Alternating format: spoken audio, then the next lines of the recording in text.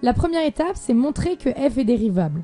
Ensuite, on identifie et on dérive le cœur de la fonction, et enfin on s'occupera du reste.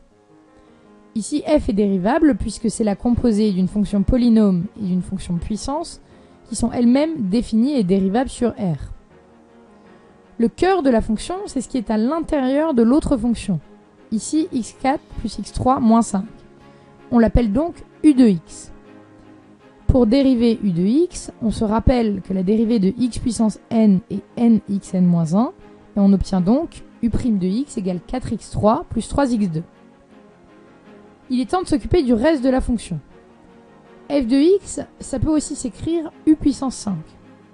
Et là, on se rappelle que le cours nous dit la dérivée de u puissance n, c'est n u puissance n-1 fois u'.